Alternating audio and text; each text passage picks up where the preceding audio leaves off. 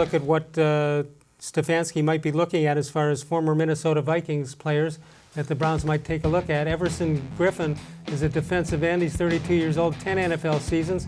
These guys aren't free agents yet, but some might be soon. 41 tackles, 11 tackles for losses. That's in 2019, and he had 24 quarterback hits. That's pretty impressive right there. Everson Griffin.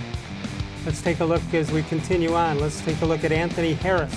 Anthony Harris, a safety, 6'1", 202, 28 years old, fifth year in the NFL, 6 interceptions last year. It tied for the most in the NFL, 9 career interceptions, all in the last 2 seasons. Certainly a position of need there with safety. Trae-Waynes, a cornerback, 6 foot, even, 190, 27 years old, another 5 years in the NFL. 58 tackles, 1 INT, 2 forced fumbles in 2019, and a total of 7 career interceptions. And finally, let's go on to Mackenzie Alexander. He's a cornerback, 5'10", 192, 26 years old, 4 NFL seasons, 38 tackles, 1 INT, 6 passes defended in 2019, 103 tackles, 2 interceptions, 21 passes defended in his career.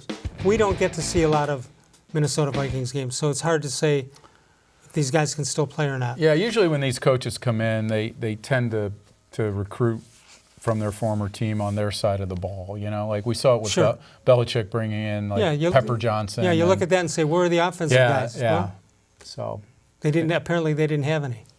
It'll be interesting.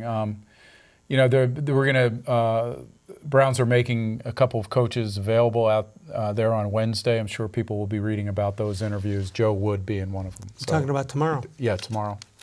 So I think Alex Van Pelt, Prefer, and the new defensive coordinator are supposed to be out there talking about their That'll positions. be interesting. They've been here a couple of weeks now. 216.